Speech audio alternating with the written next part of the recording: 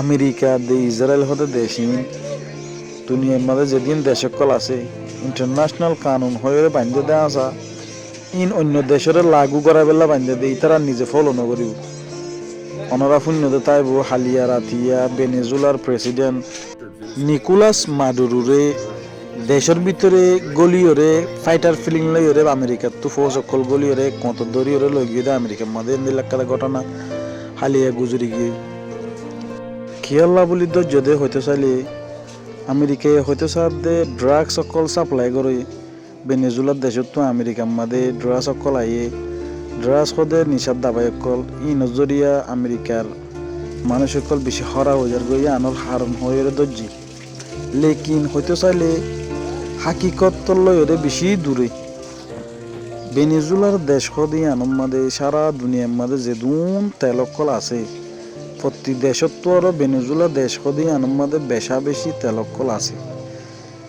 ভেনেজুলার দেশের মাঝে কুদরতির সম্পত্তি শুধু তেল বলি হতা নাই সোনা পাত্র হইলা গ্যাস লোয়া বেশা বেশি ফুরাইয়া জমিনের মধ্যে আছে আমেরিকার হাময়েদে যে দেশের মাঝে সম্পত্তি অকল নেলে এ দেশের কবজা করিয়রে তারার কবজার তলে লিয়ানন ওনারা শূন্যতে তাইব ইরাকরে তবা করি ফেলাই সিরিয়ারে তবা করি ফেলাই আফগানিস্তানের তবা করি ফেলাই সিরিফ হারণ কি কুদরতির সম্পত্তি অকল He effed around and he found out. U.S. military forces captured Venezuelan President Nicolas Maduro and his wife during a raid that followed what the president called a large-scale strike in the Venezuelan capital of Caracas.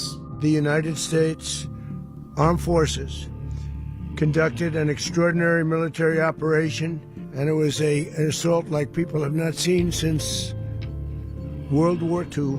President Trump shared this picture of Maduro on social media with the caption, Nicolas Maduro on board the U.S. No sé si fue un barco.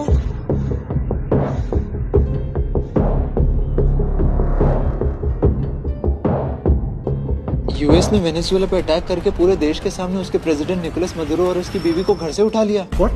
लेकिन अभी 2 दिन पहले तो Donald भैया ने new year पे ये resolution लिया था।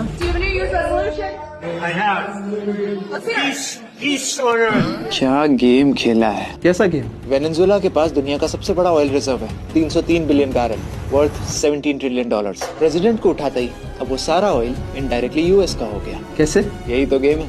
याद है डोनाल्ड भैया पूरी दुनिया में शोर मचा रहे थे कि मुझे नोबेल पीस प्राइज चाहिए। हाँ, इन्हें तो मिला नहीं, लेकिन मिला किसे?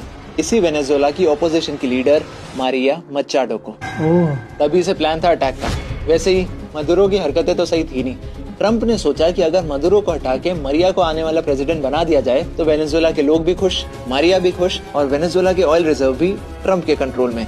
और ये मारिया भोली अभी तो बेचारी नोबेल पीस प्राइज जीती है, ये तो कुछ बीच में बोलेगी नहीं, क्योंकि इसे पता है कि अगर मैं बीच में बोली तो ट्रंप मेरे साथ भी। क्या मास्टरमाइंड है भाई। और दूसरी तरफ यूएस का कर्जा इतना ज्यादा बढ़ता जा रहा है कि 2029 तक तो ये कर्जा अनपेबल हो जाएगा।